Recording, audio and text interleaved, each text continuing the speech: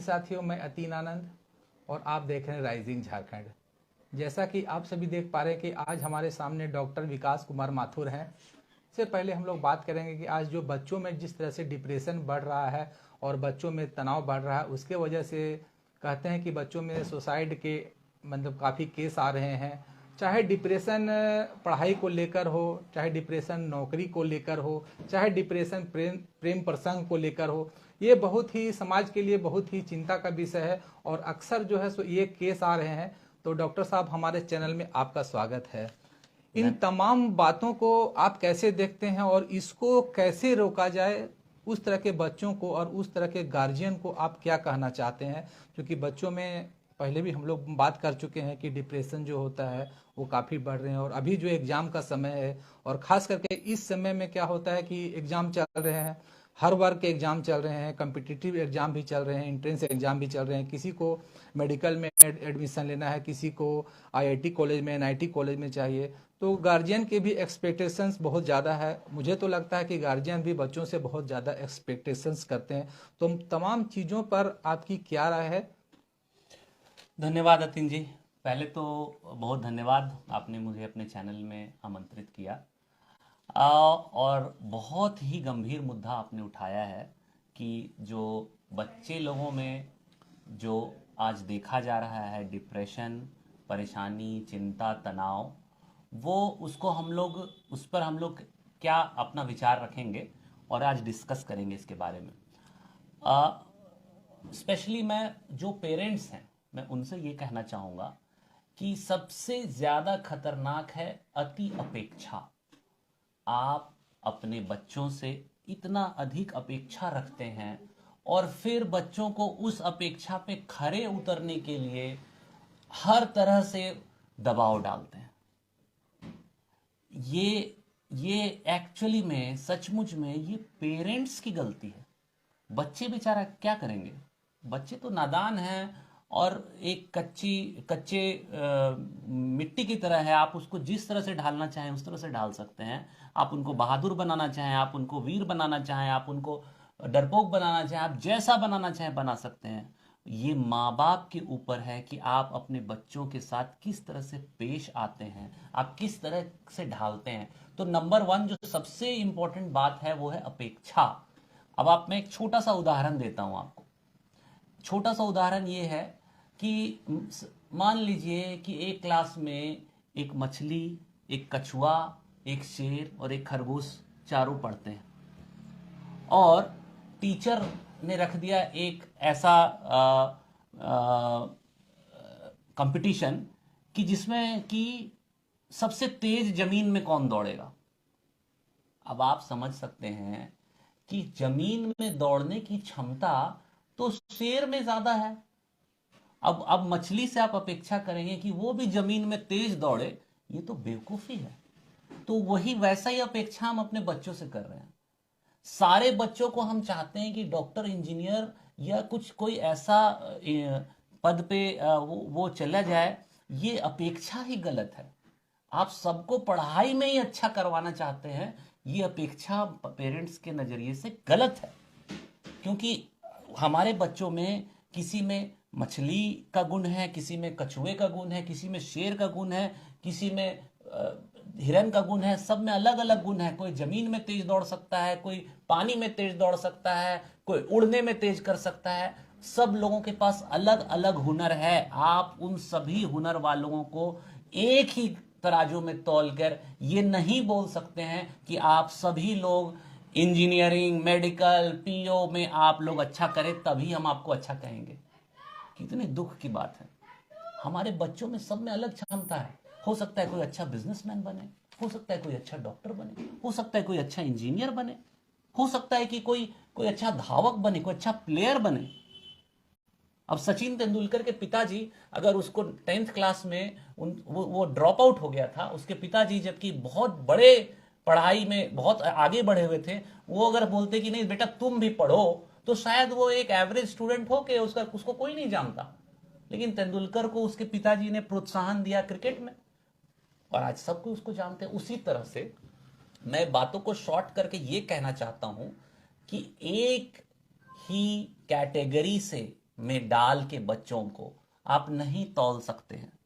सभी बच्चों में अलग अलग क्षमता है और पेरेंट्स लोगों की अपेक्षाएं असीमित हो रही हैं, क्योंकि पेरेंट्स लोग बच्चों से अपेक्षा नहीं, पेरेंट्स लोग आपस में कंपटीशन कर रहे हैं। अमुक का बच्चा इतना अच्छा कर गया है तो अमुक का बच्चा इतना अच्छा कर गया है, अमुक का बच्चा का इतना पैकेज है तो हमारे बच्चे का भी ऐसा पैकेज या ऐसा पद होना चाहिए।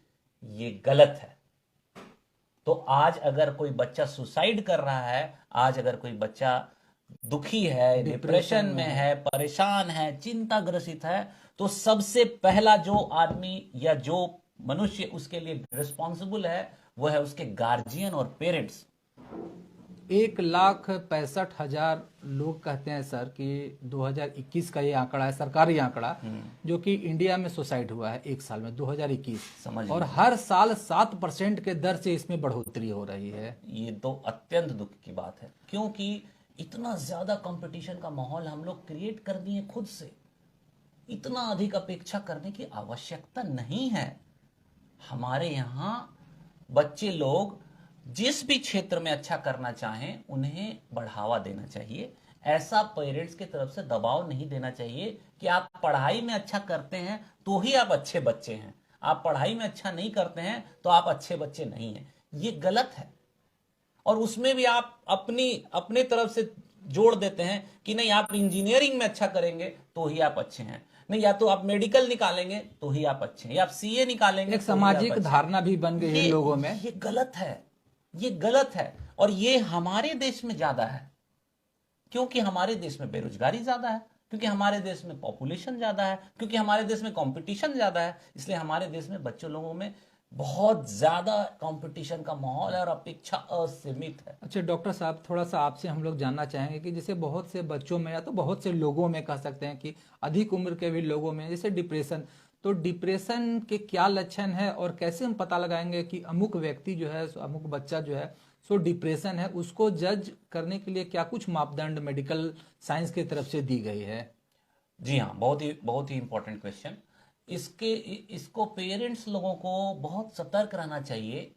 पहली बात तो कि पेरेंट्स लोग अपने बच्चों के साथ अच्छा समन्वय स्थापित करें। समन्वय का अर्थ हुआ कि आप कम्युनिकेट कीजिए बच्चों के साथ, आप उनसे बात करते रहिए, आप पता लगाते रहिए उनको कैसा लग रहा है, खाना पीना, रहना उठना सोना, सब कुछ के बारे में अगर आपको पता होगा तो आपको ये भी पता चल जाएगा कि बच्चे लोग जो हैं वो अगर उन्हें अनिद्रा की समस्या है, नींद नहीं आती है रात में वो लोग अगर बेचैन रहते हैं, उनकी भूख में अचानक से कमी या गिरावट देखी गई है, वो कुछ ज्यादा सोच रहे हैं और चिड़चिड़ापन वाला स्वभाव अगर उनका बहुत ज्यादा हो रहा है, तो पेरेंट्स लोगों को सतर्क होना चाहिए और उनसे बात करके चीजों को निष्कर्ष में निकालना चाहिए। अगर उन्हें लगता है, पेरेंट्स लोगों को थोड़ा भी ऐसा लगता है कि नहीं हमारे बच्चे में कुछ इस तरह के सिम्टम्स देखे जा रहे हैं, तो मेरी उनसे गुजारिश होगी कि आप डॉक्टर की सलाह लें। इसके लिए क्या कुछ इलाज है डॉक्टर साहब, जैसे कि किस तरह के डॉक्टर से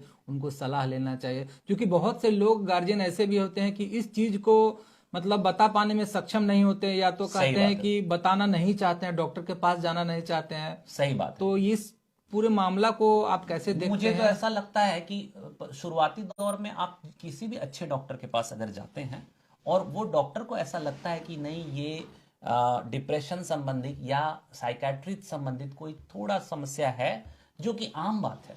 हम लोग मैं इस विषय में भी विशेष करके बोलना चाहूंगा कि साइकेट्री को लोग पागलपन से जोड़ देते हैं, जो कि गलत है। हम सबों में 19-20 की साइकेट्री की समस्या है। हल्का डिप्रेशन, हल्का चिंतापन, ये सब सामान्य बात है और साइकेट्री वाले विभाग में डॉक्टर लोगों की इसकी विशेष पढ़ाई की जाती है।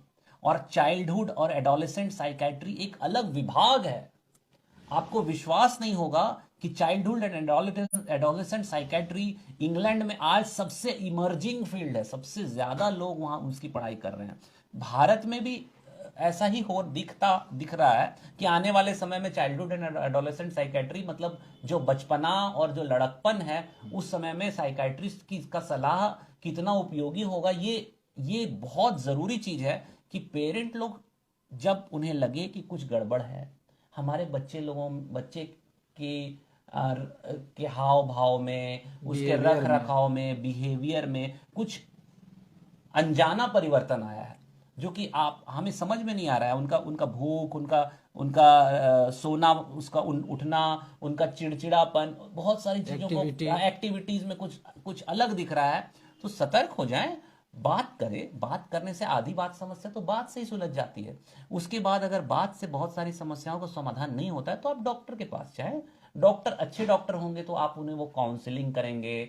शुरुआत में ही दवा दे देना अच्छी बात नहीं है, लेकिन काउंसलिंग से बहुत समस्या समाधान हो जाती है। लेकिन कुछ समस्या ऐसी होती है जो या काउंसलिंग या समझाने से नहीं समझ में सॉल्व हो पाए, तो उसके लिए दवाइयां हैं, और बहुत अच्छी अच्छी दवाइयां हैं। मैं तो कहूंगा कि कुछ एक ऐसी दवाइयां हैं जो लाइफ सेविंग है, जो जीवन रक्षक है। सही समय पे अगर उन दवाइयों का उपयोग किया जाए डॉक्टर के द्वारा लिखने के बाद, तो हम कई लोगों की जानें बचा सकते हैं। कई लोगों को हम वापस से मुख्य धारा में अच्छा करने के लिए आगे प्रेरित कर सकते हैं। इसलिए मेरा सुझाव होगा कि आपको जरा भी कुछ ऐसा लगे तो प्लीज आप डॉक्टर से मिलिए। अभी तो जिस तरह से आर्थिक मंदी कहते हैं सर कि पूरा विश्व में घिर चुका आर्थिक मंदी, और जितनी भी मल्टीनेशनल कंपनियां हैं वो कहते हैं कि अपनी छटनी होता है जो नौकरी से लोगों को बाहर कर रहे हैं। तो इससे, और हमने भी देखा और महसूस भी किया कि कई लोग जो है पुनः जो नौकरी कर रहे हैं अच्छे अच्छे बड़े बड़े पैकेजों में हैं, उन लोगों के सामने भी कहते हैं कि बात हम लोग से होते रहती है, तो वो लोग भी एक चिंताग्रस्त हैं कि कब मतलब उनका फायरिंग हो जाएगा, कब उनको नौकरी निकालेगा। तो डिप्रेशन जो है सो मतलब बढ़ने की संभावना बहुत ज्यादा है। फिर यहां पर भी मैं कहूंगा कि अति अपेक्षा करने की आवश्यकता नहीं है। अध्यात्म से एक ऐसा फील्ड है, मैं तो कहूंगा कि सभी बच्चे बड़े अगर थोड़ा अध्यात्म से जुड़े तो शायद हम प्रैक्टिकल वे में बहुत सारी चीजों को समाधान पा पाएंगे। लेकिन ठीक है, ये एक ऐसा विषय है जिसको इस छोटे समय में हम लोग कवर नहीं कर पाएंगे। मैं अभी फिलहाल अध्यात्म में बहुत ज्यादा बोलना नहीं चाहूंगा, लेकिन मैं इतना जरूर कहूंगा कि अब किसी भी समस्या का निदान है, और किसी भी समय में अपना धीरज नहीं खोना चाहिए। शांति और निश्चिंतता से हम सभी चीजों के समाधान तक पहुंच सकते हैं। और जॉब का आना जाना, पैसे का कम या ज्यादा होना, या आप अपने जॉब में प्रोग्रेस नहीं कर पाना, ये सब आम बात है, सामान्य बात है। बहुत सारे लोगों के जीवन में उतार चढ़ाव आते रहेंगे, और इन सब चीजों के कारण हम अपना जीवन खो दें, ऐसी मूर्खता नहीं करनी चाहिए। ये सब आने जाने वाली चीज है, यह भी गुजर जाएगा, ये गुजर जाएगा। फिर आपको लगेगा कि अरे ये तो बहुत बेवकूफ वाली बात थी कि हम ऐसा सोच रहे हैं। मतलब छोटी छोटी बातों पे हम लोग बहुत ज्यादा टेंशन ले लेते हैं, बिल्कुल, जबकि टेंशन होता नहीं है। एग्जैक्टली ठीक है ना।